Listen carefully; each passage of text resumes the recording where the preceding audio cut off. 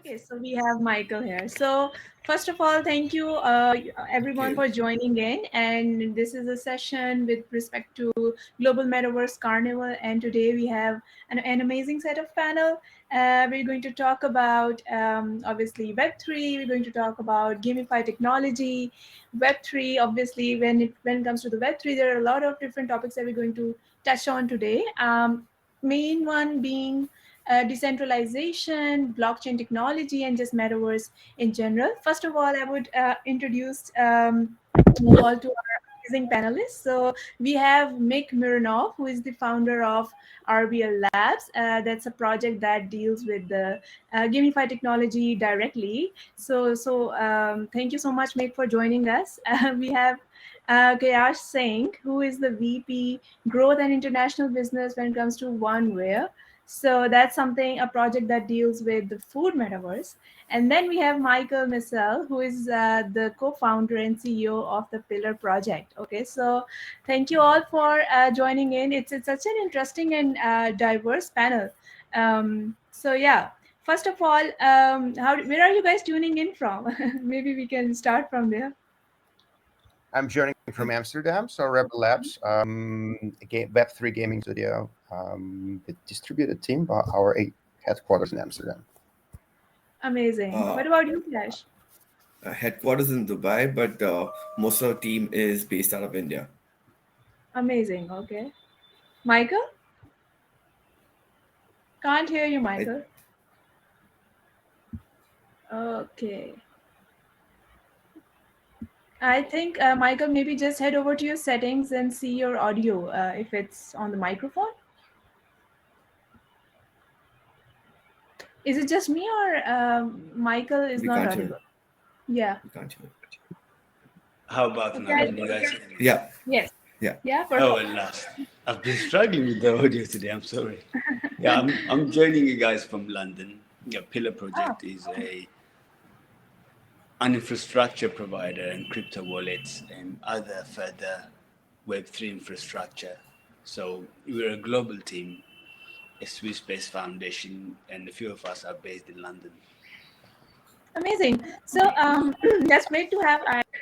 I think people from so many different places joining in today, and like all of you said, it's a diverse community. So obviously that's always amazing for me to be part of such panels. Let's start off with the first question, since obviously it's about Web3. So, Akash, do you want to start off and just speak a bit about what do you think, for in sense of the business landscape, like how do we transition from Web 2 to Web 3, or how will the Web 3 change the current Web 2 business landscape? Maybe you want to start. Yeah, sure. So what we are trying to do is kind of like talk to people in a language that connects and people from anywhere around the globe. Uh, and that's the language of food. So, and yes, I understand food cannot be had in the virtual space, but it is an easy format to connect into the real world. So you come, you enter a restaurant, that space has a gamification angle to it, and you kind of like get an NFT which can be redeemed at the restaurant for a real meal.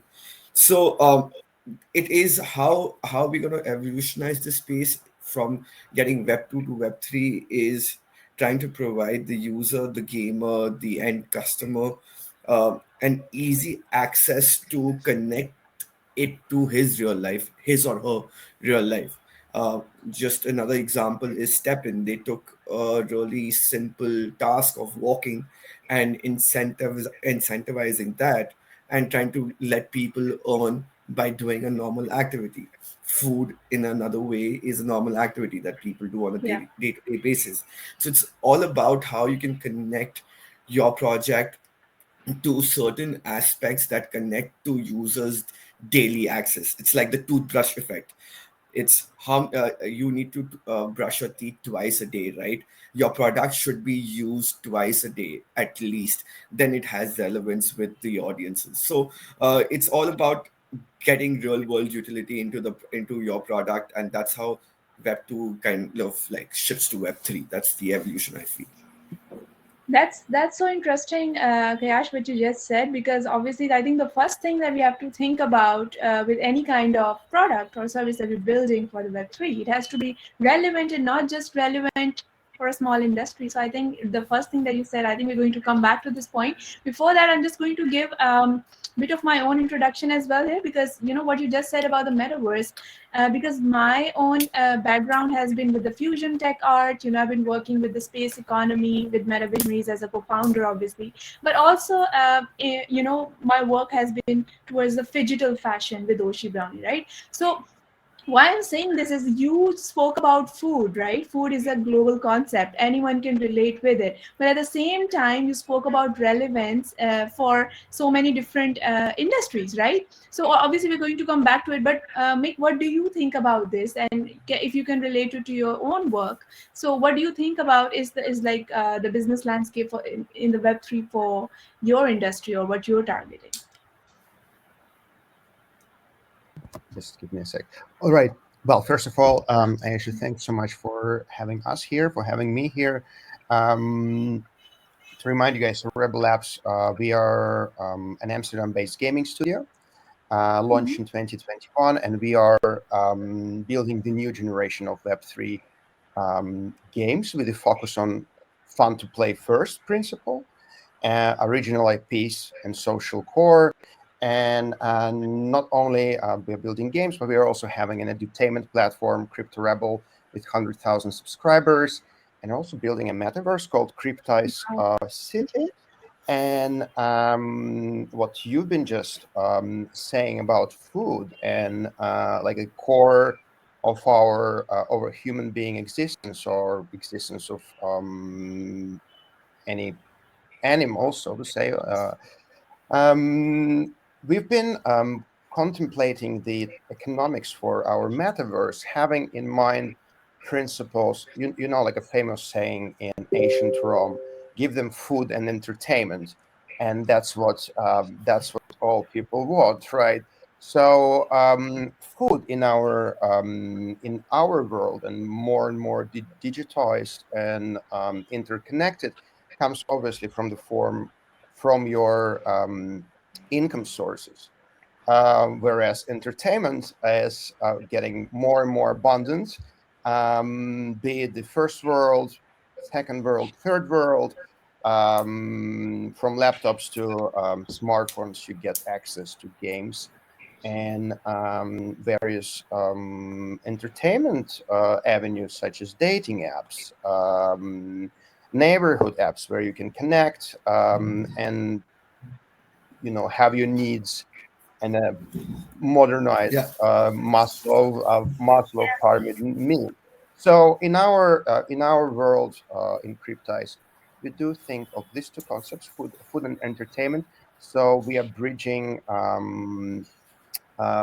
food by means of monetizing creativity and time of our users. Not necessarily you need to be playing games, but we are building features such as date to earn, learn to earn. It may sound quite cliche because lots of people are doing that. But think from it from the perspective that our time is valuable, and so far, play to earn's been among the Web3 community. It became also a cliche, so to say. But really, what it really boils down to is putting the user, the player, the person who seeks love, connection into a driving seat. Your mine, everybody times is valuable, and we are really passionate. And our mission is actually to let people monetize their own time. So that relates to bread, food, and entertainment while having fun. So Yeah. in our world, people can use their creativity and skills to earn while having a good time.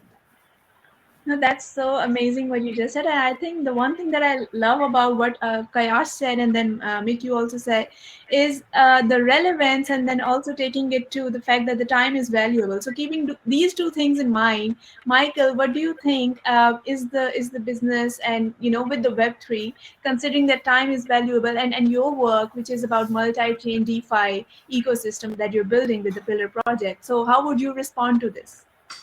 I mean, first of all, thank you for having us here, and thank you for the panelists as well.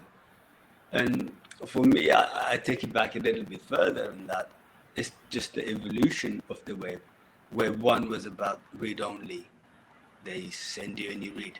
Web 2 was about read and write, you contribute as well. There's a lot of crowdsourcing. Web 3 is about read, write, and own. Now, ownership, it could be your data that you own, it could be your finances you own in terms of crypto. And not only that, through the DAOs and the constructs of Web3, your customers, your consumers are in a way your owners, your community as well. So it is kind of changing the paradigm for organizations where they had, okay, we've got a customer base, X amount of customers, and we push X amount of product to them. Now, through their DAOs, they can actually vote on what the product direction should be, vote on various other things. So this is moving the paradigm in terms of how the relationship goes between organizations and the consumers because of the communities. And these communities, again, are advertising Yeah. these companies because they've got a skin in the game. So I can see this paradigm shift. Our place in this is, as Pillar Project, we've got a product called EtherSport, which makes it easy to take the friction out in Web3. Because Web3, it is at the moment for technologists, by technologists effectively. It isn't the easiest thing to use. If you're not from the Web3 world, there are a lot of frictions. Just you have to know which wallet you're using, or which network am I connecting to. Do I have to pay gas on this one? Do I have to have the Yeah. native gas on this one? How do I do cross-chain? These are So all many questions. Yeah. Yeah. frictions that, say, if a typical gamer goes in, they would be thinking, do I need to put up with this? Oh, so what we're trying to do in here is, okay, so what do we do? You do not need to do this network switches anymore. You can actually use social logins. You can actually do not even need to use those mnemonic phrases, etc. So we integrate with other solution providers like game providers, etc., to give their user base a Web 2-like feel for the Web 3 But services. also, Michael, like your work, and I read it on your website that you're governed by the DAO, and obviously we're at that phase where metaverse is somehow the idea is established, although we haven't seen it taking much diverse forms as it could have. It's still in progress. So my question to you would be that how is the idea of DAO in your opinion, and also because you're working towards the wallets, you're talking about multi-chain DeFi experiences. How will that translate, or will that be interoperable with the system of gamification, which I think which obviously Mick can talk more about, or Kayash can shed more light when it comes to the metaverse part. But what my question to you is, how will the wallets be integrated with the gamify, and if you can give your perspective on that. I mean, that's the thing. Wallets by themselves, they are a friction point because you use a certain wallet. Oh, I'm connecting to this EVM network or this other EVM network. I have to know what I'm doing, etc. So what we've done is with this EtherSport product that we have, a gamer can join by logging in using their email address, where in the background they would have a Okay. wallet. And abstraction is the key. Abstracting these things, and when, say, for instance, a gamer on mixed platform needs to do a certain few transactions on the current Web3, they have to sign all of those.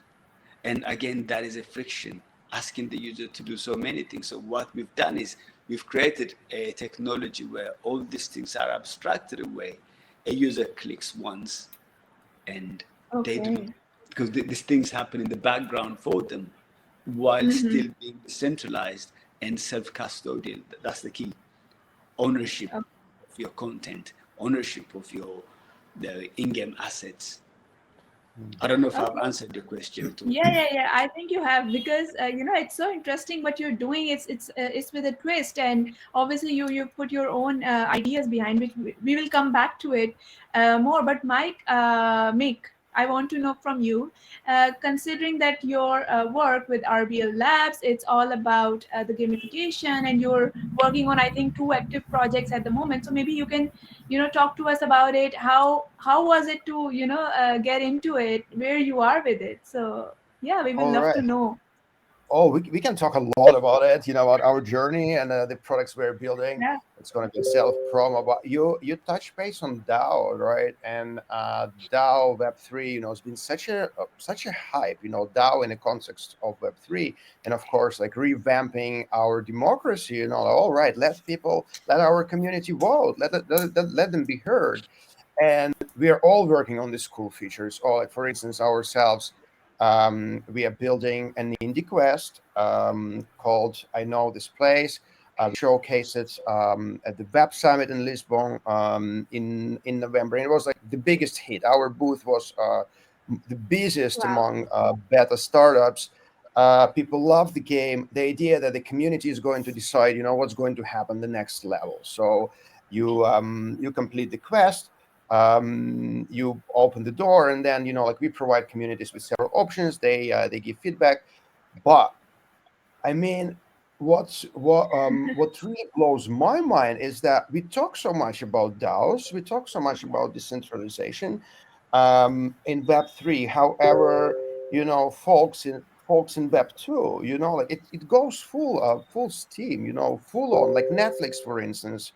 Yes. um, they reportedly plan to expand their preview club. So gonna be letting the viewers to shape content. Well, they call it a content already, right? Movies, series, it's a content for them. They let them shape the content before it goes live. So, for instance, as far as I reckon, they let their viewers provide feedback on DiCaprio in Don't Look Up, right? So he needs to have more humor there, and this and that. So this is happening. I mean, like, and via Web2 sort of DAO structure. Yes, perhaps it's not transparent. You can't see like the transactions on blockchain, who voted, and like how much tokens they spent, and which smart contract it was. But the model is being pioneered already by like large tech companies. And we look at Reddit, a total of Web2 platforms. Hey, they've got NFTs going on, and they don't even call them NFTs, right? And they do have the voting and upvoting and so on and so forth. So yeah, I mean, it's DAO is amazing, and it's an amazing concept. And blockchain really fits in there, and transparency, and having it automated in a smart contract way. But we really, first of all, we do need to speed up with our innovation, True. um, and we don't need to go far to see like really good examples of what companies, like traditional companies, doing this space currently. So what we do, we are building a DAO indeed on a level of our metaverse. It's called Cryptized City. Why Cryptized, you might ask? It's our Crypto City paradise. It's an island Great. where you'll meet your favorite favorites from crypto pop culture. Be it an exchange listing manager or a Lambo owner or whoever, Whale, Satoshi, and so on and so forth. So, like the characters that we developed already 2 years ago for our collectible strategy card game, log game Legends of Crypto. So DAO plays a big role in there, and we do push narratives, of course. Like people love storytelling, and we love beautiful stories. So definitely DAO, definitely pioneering democracy, and we'd like to have several models of voting, including sort of mini anarchy, where be led, like just like a one district where folks be able to decide on pretty much a lot of things. But first, we need to build the core, before deciding that. So we have metaverse. We are building several hyper casual games.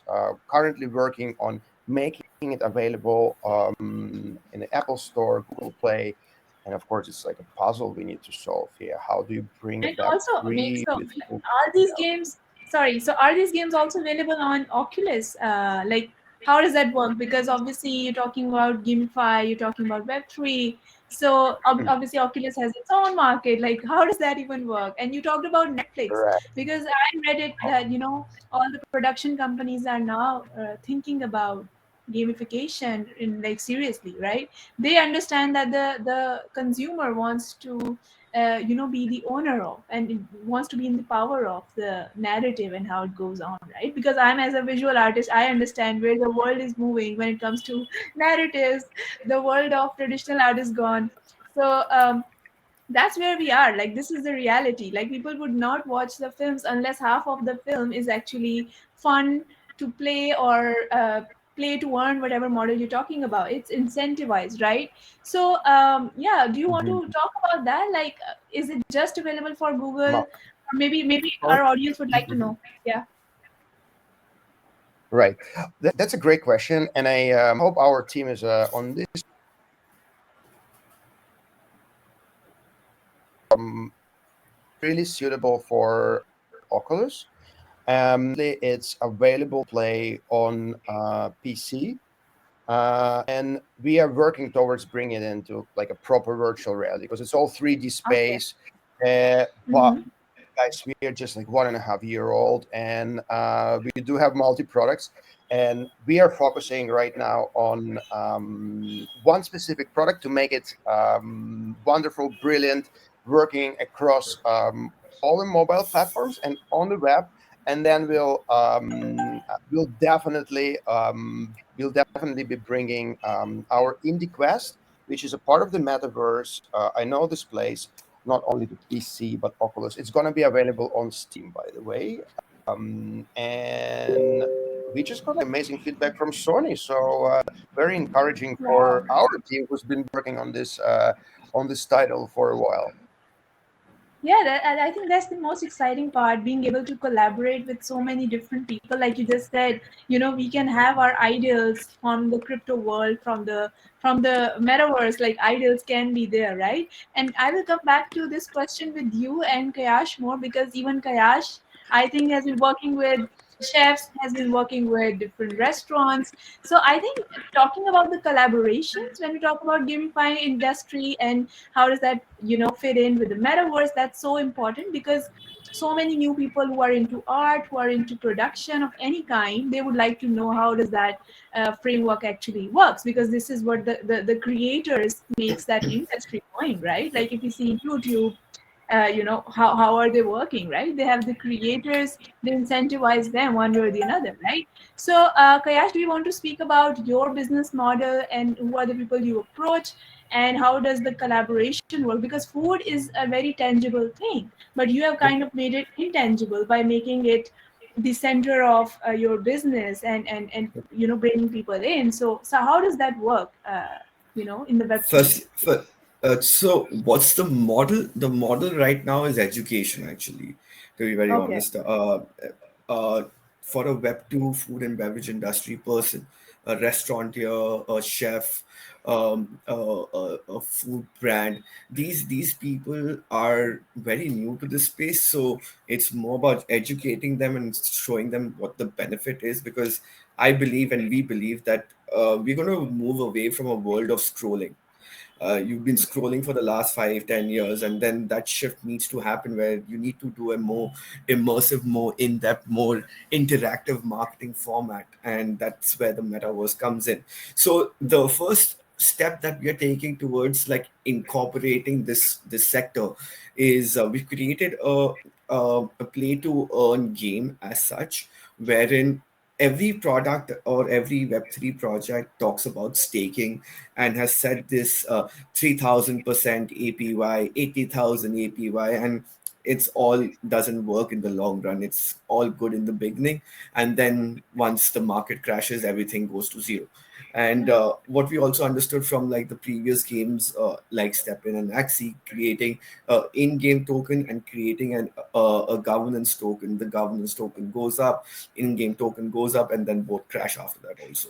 So we've kind of like created this game where we created a staking mechanism wherein you stake your tokens, and instead of getting more tokens, you get NFT ingredients. Okay, you need to combine these ingredients to form dishes. So now these dishes are something that we are collaborating with chefs. We partnered with like 8 chefs already around the world, and we're getting their dishes into the game. So maybe a chef has, like, let's just say an example of a chicken soup. Now the chicken soup has 20 ingredients. The user needs to collect those ingredients, combine them to form the chicken soup. Now they can use the chicken soup to play food truck wars between 3 people. You get your dish. Say, let's the theme is China. You get the chicken soup. Someone gets pasta. Someone gets pizza. So what's more related to Chinese is soup.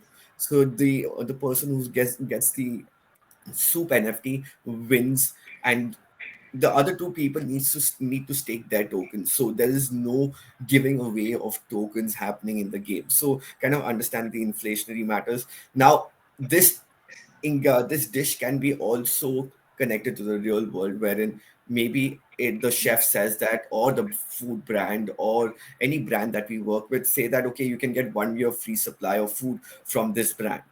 The use case needs to be decided with the brand, but yeah, this is what we want to do, is bring through our game, bring real world utility, and also with the metaverse also bring real world utility. So both about actionable results at the end of the day. And also, Kayash, what you just said, I think education, when we talk about these new ideas, especially when you're tapping into an industry like food, obviously not much heard of. I mean, I'm listening to this idea where chefs are becoming part of it for the first time. Although I've seen metaverse being made for the DNA, I've seen metaverse being made for, a lot of crazy things. But I think what you just said makes a lot of sense, because edutainment, especially when we're targeting Gen Z, I think Mick will agree that games are for the young generation, so we have to constantly educate, we have to constantly reach out. If you're not educating the new audiences, like in your case it's the chefs, it's the food brands, then you can't possibly give them a chance to become part of the web3, and this is like the portal for them to enter, right? So Yep, I think edutainment, especially, why I think if there is entertainment, then it's just so easy for people to digest new information. yep, I think yep. what you're doing is quite phenomenal. But I had a question, like based on what you just said. How do these chefs then monetize? Because in your case, the creators or the creatives are the chefs, right? They are Yep, thinking about yep, new recipes. They are coming to you, and I'm sure most of the people who are listening, they all are foodie one way or other, right? And everyone has like yep. some favorite dishes. So is your idea open to maybe the general public in some form, or is it like an exclusive model No, where it's you are being very picky about people who come on board? So how does no, that work? it's open to the public to view. So let's just take an example of Farsi Cafe. It's a restaurant that has 9 outlets, primarily in India, but also in Dubai, another country in the Middle East, UK, and the US. Now they have nine outlets. Now you enter their restaurant. In our metaverse, you play a game there, which is maybe like a treasure hunt. You collect an ingredient, collect those ingredients, which is in the treasure hunt, and get a dish which you can redeem at the restaurant. But coming up to revenue and monetization, now how are these brands today, or like brand chefs kind of like monetizing their restaurant or their cookbook? They're selling it through Amazon now, or they're selling it to some online ordering app. Now let's just, these are 2 middlemen that take 30% off your pie. The blockchain does not want 30% from you. The blockchain just wants transaction fees, that is maybe like 0.5 or 1% of the total value. Now that's where the monetization will happen. It's like selling right from your website, but in a more interactive, more immersive manner. So at the end of the day, they will see the benefit. That's where the education comes into play. You educate them why this is important, why you if you want to, like today you're on Amazon and you look at a cookbook, you really can't look at, Yeah. you can just look at 1 or 2 pages, right? But you can totally interact with, maybe like show the dish, how does it look, what is the chef cooking the dish. So there's so many things that can be done in a more interactive manner, and I feel they will see the monetization aspect of it in the longer run. And also, Kayash, do you think like NFTs play a huge role when you're talking about this business model? And why I wanted to highlight this question is because obviously we've seen a lot of scams, we've seen huge collections out there, JPEGs, and and randomly choosing, what character you get, and obviously it's not based on anything because now we see most of the flipping activities that we see when it comes to NFTs, it's now silent, right? So when you're talking about NFTs, and obviously you have a very interesting structure around food, what do you think? Like, is NFTs a huge part of it? Does that allow you, or is it your idea based on crypto? I mean, there are so many questions, but what I'm trying to understand is why it's based on NFTs, and or is it See, the thing dependent is, on? I think we are so new into this space that we have kind of like the people who are in it right now have kind of blocked themselves with the idea that NFTs is equal to money making format. We have to step away from it. It is a digital contract that makes you the owner. Now, what this stands for, it could be a pass to a festival, it could mean a entry to a digital enclave, it could be a entry to anything that the brand wants to associate itself with. It could be like, for example, a brand that partners with me says that if you get this NFT, you get 1 year free supply of food. That is Right. how you can redeem this NFT. It's maybe that has some value. Like maybe if the restaurant is not in India and is in Dubai, and if you want to buy it, yeah, I'll sell it to you. But that flipping thing will die. It's already dead already. But people will understand that we need utility with NFT. So I don't see NFT going anywhere. There will be more rug pulls. I hope there aren't. I've been through few myself, but it's all about understanding what is right and what is wrong True. for you. Yeah. And also, So like, Kayash, yeah, sorry. Can Yeah, I go ask, on. can I ask Go a on. question? Can I ask a question, guys? Because you're talking a lot about food. I'm getting hungry. But so I've not eaten is lunch it also.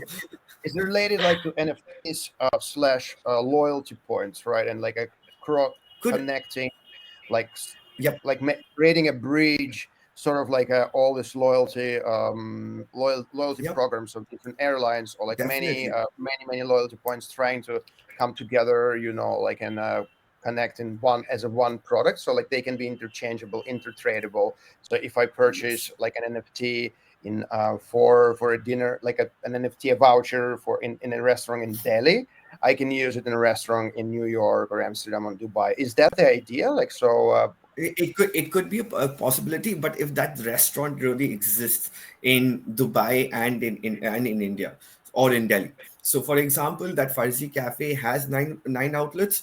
It If you interact with it and you get an NFT, it will be viable in all locations. So that's what we want to do. We're also looking at restaurants that have multiple chains, like so that it becomes a global phenomena rather than like a locality phenomena.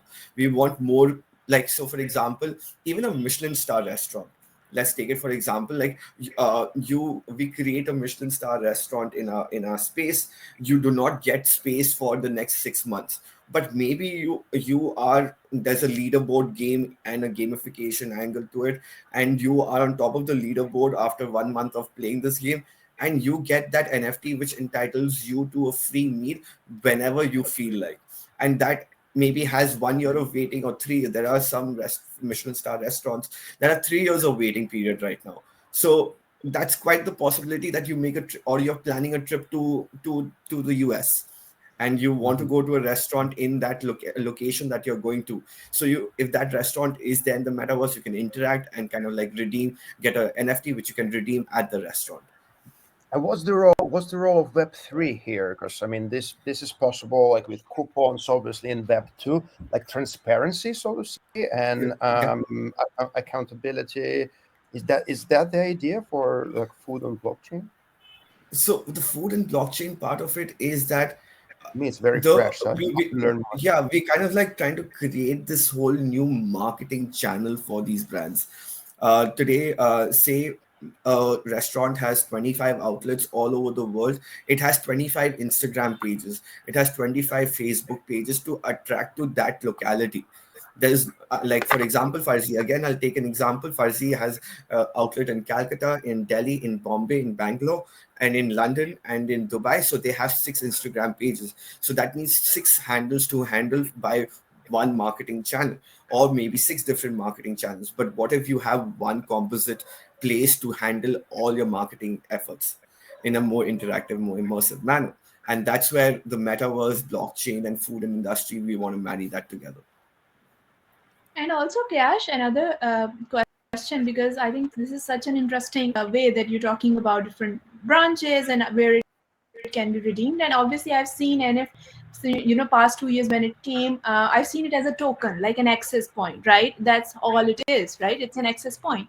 But when people are buying your NFTs, or if you're like just airdropping them an NFT based on if they want it or whatever, um, how important it is for you that they should be gaining that NFT and not be flipping it, because I think this is what defines the ultimate success in the long run, right? If people are flipping NFTs just to make a quick buck, then obviously it won't stand a chance, because we've seen that phenomena come and go. So how important it is for you that people gain that, so that they think, oh, if we retain this NFT, then in the future this is access to multiple perks associated with their favorite food, their favorite or their favorite chefs. So is that the idea, or is DAO into play when it comes to this model? So the DAO will come into play when it comes to the gaming layer, where people stake tokens, collect ingredients, combine them to form dishes.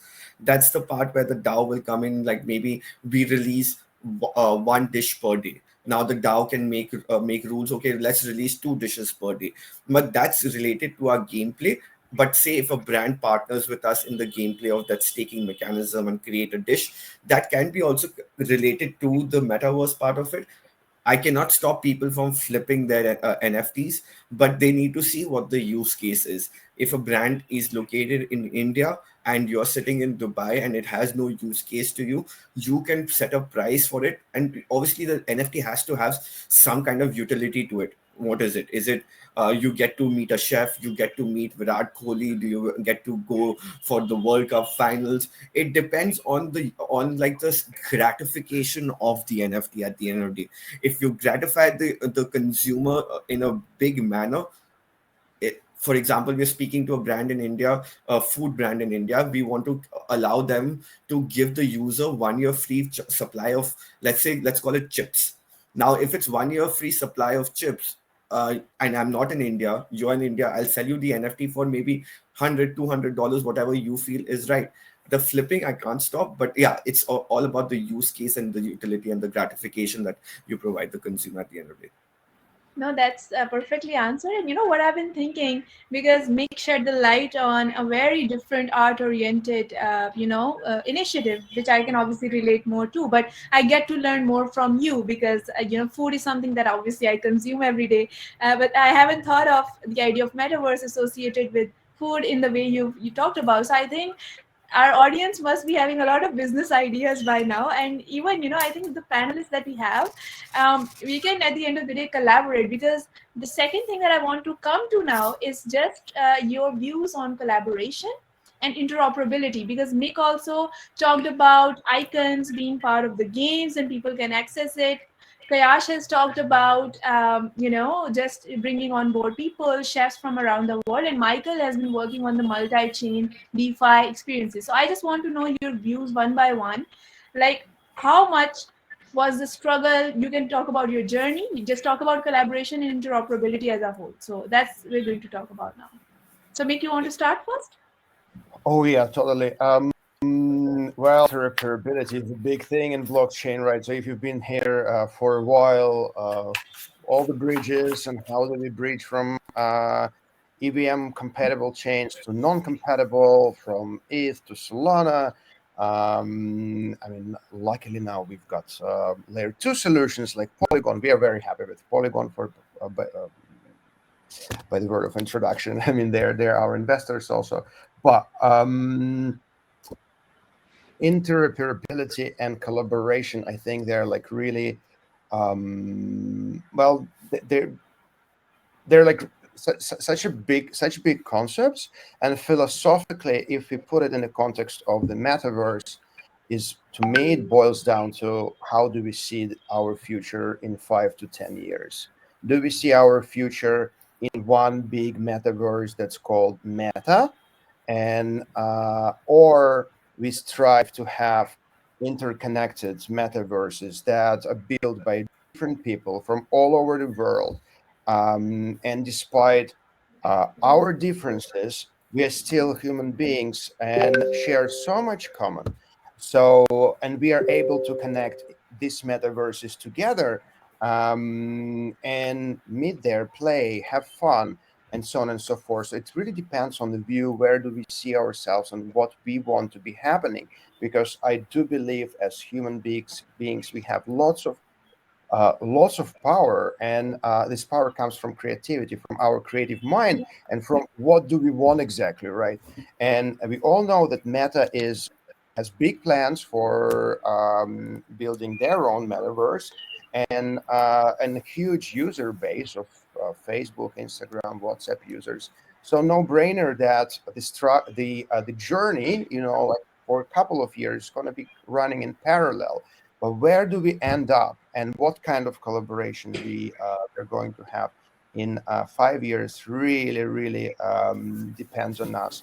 We want to see a multi-diverse, multi metaverse world in 5 to 10 years, True. with a real diversity in place. And yes, for the time being, it's difficult to have a seamless cross chain experience, but it's changing. And it's not like 2017 where it was almost impossible. Folks are building amazing bridges, amazing products to connect all different chains in one wallet, in one SDK. So as a developer, you don't need to think like, hey, so like how do I connect Solana and how do I connect EVM compatible chains or layer 2 ETH solutions in to my product. So it's getting easier and easier and easier. And we know Polygon is now connected to Instagram. So well, I put my I I delivered won't. my part of the speech. No, I think you've given like an overarching, I view, so which was necessary. So, Michael, what do you think? Because obviously I still don't understand much about your industry as such, but maybe you can talk about collaboration, how how much it's accessible for a general audience, and like how do we see interoperability in your industry, I Web3, will obviously. give you a use case to make sense of the collaboration I have in mind. Imagine that I live in London. I came to say India next weekend. I tried to catch me to go from one place to another and order Uber. Think of it this way: my Uber account is connected to my British pound account, but when I pay the driver in India, the Uber app pays them in rupees, not in pounds. So somewhere in there, there is an FX happening, abstracted away by the Uber application. So what we do with Etherspot, we support, I think, at least around 15 EVM chains plus Arbitrum, Nova, Optimism, so that any dApp from any of them can source liquidity. Say if you have a dApp, by integrating a little widget with 2 lines of code, you can automatically allow someone from Phantom on your dApp, which is on Polygon, to stake, abstracting away the bridging and all the steps that involve about 9 signatures.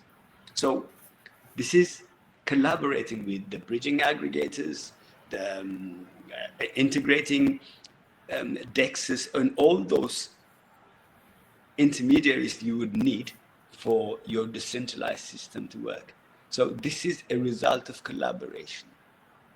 Exactly. And but without this collaboration, And without abstracting the complexities, we're not going to get anywhere.